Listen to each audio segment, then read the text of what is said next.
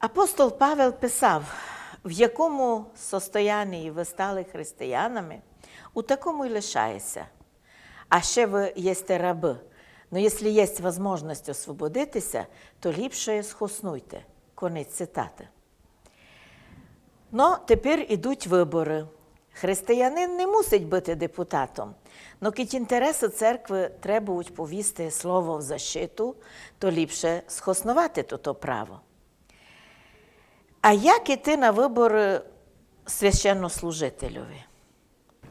Священнослужитель на вибори, в принципі, да, і так церква постановила останні часи, там 10 років тому приблизно, що священнослужитель не мав би йти на вибори і не мав би приймати участь у виборчій владі, в адміністративній владі, в країні чи в місцевій владі. Тому що священника, його завдання, найважливіші речі, котрі він виконує, це не пов'язані з владою, котру треба виконувати, бо це теж служіння, там є свої вимоги,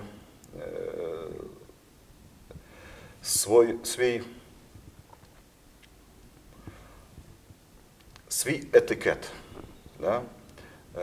Свої засади, як се має людина вести.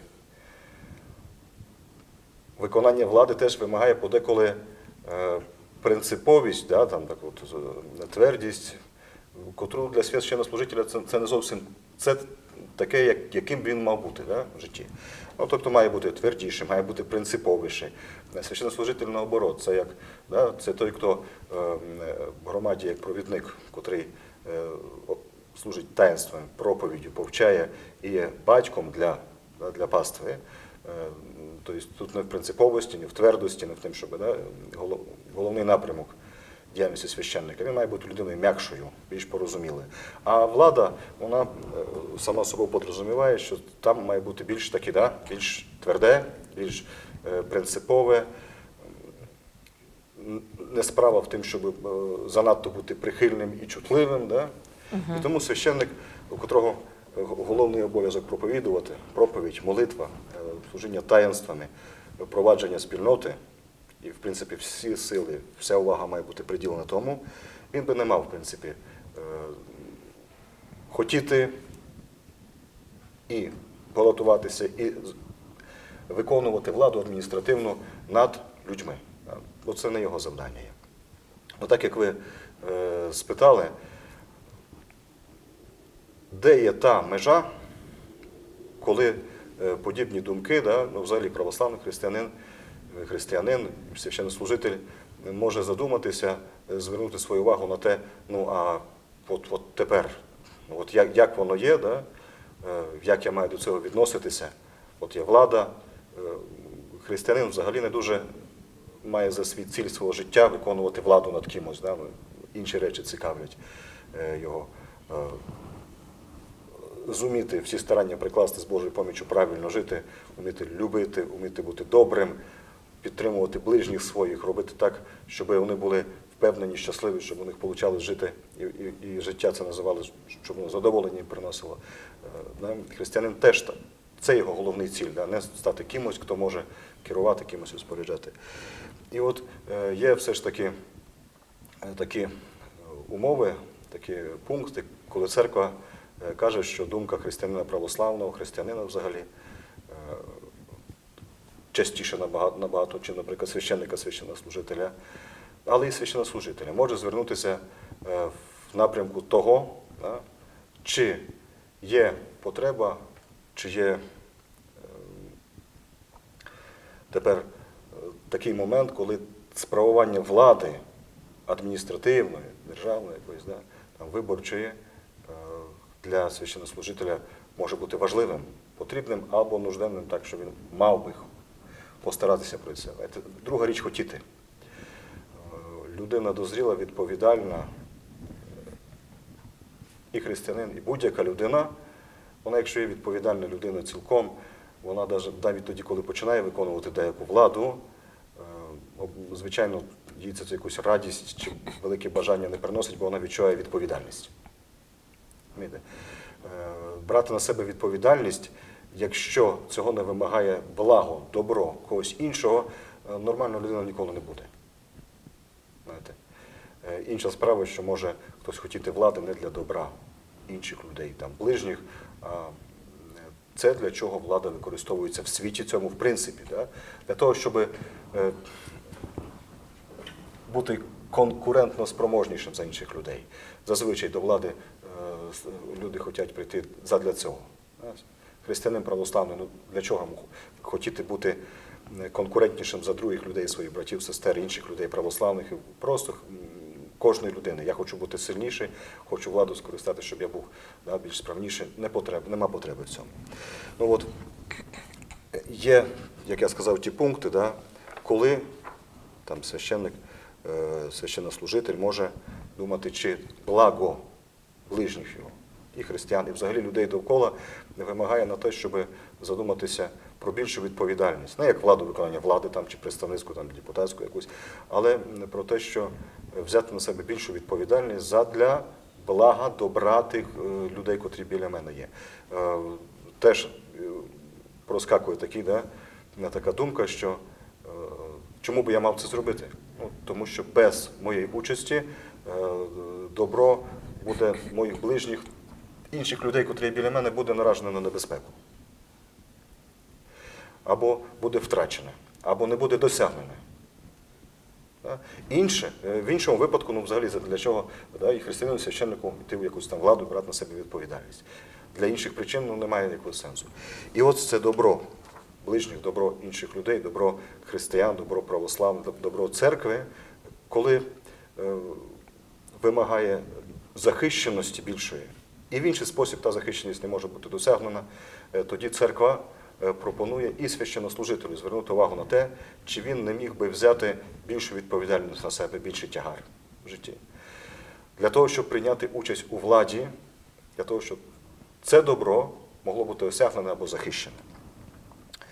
От рішення Синода 12-го року, котре і у нас в Україні теж дотримується, бо воно загальне, і воно робить обмеження і предостерігає для того, щоб в політику і політизованістю займатися духовенством. Тобто каже, що ні, ставить таку червону лінію, що не треба, і формалізує виняток.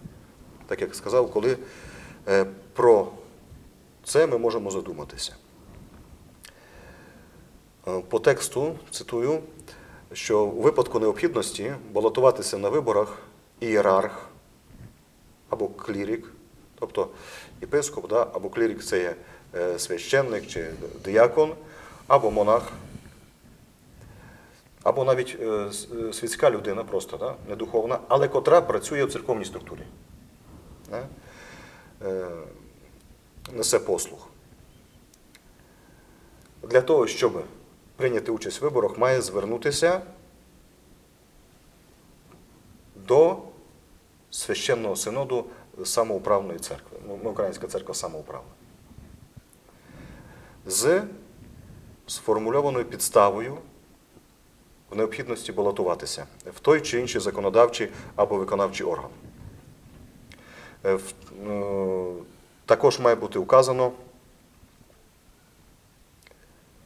це теж по документу, цитата, має бути вказано, які неправославні або розкольницькі групи планують використати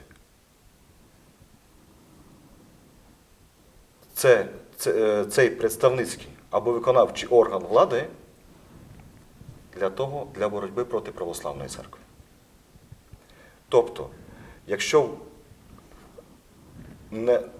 неприятелі, неприязно ті, хто відноситься до православної церкви, планують використати цю площадку влади виконавчої або законодавча, або виконавча, два варіанти, і там, і там. Ну, був той рівень, у нас міська – це є виконавча влада, правда? Да. Державна там вище то інше буде. Для боротьби проти православної церкви. Ось. Якщо вже використовується іншими церковними структурами, котрі вороже ставляться, тобто створюють проблеми рівня обмеження прав православних християн православної церкви, створюють умови, коли є неможливо виконувати, неможливо православним християнам стається неможливо жити і виконувати право на свобідне віросповідання, котре Конституцією, всіми законами є стверджене, і є протидія у тих осередках влади для того, щоб православна церква, так як вільна в державі, вільно сповідувати православну віру, вільно функціонувати, щоб неправомірно були обмежені деякі права або якісь зі сторони влади неправомірні були вчинки скоєні проти православної церкви. Тоді, як перерахував духовне лице або мирянин, має право звертатися. І тоді церква розгляне, чи так воно насправді є, чи ці аргументи, чи ці підстави є реальні, і чи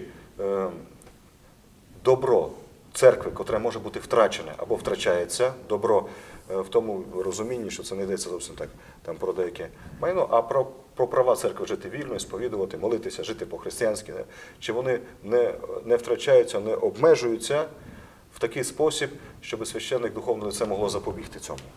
Звернення про благословіння балотуватися має подаватися до початку передвиборчої кампанії. Згоду на участь у виборах священнослужитель може дати тільки після того, як отримає письмове благословіння від Священного Синоду самоуправної церкви.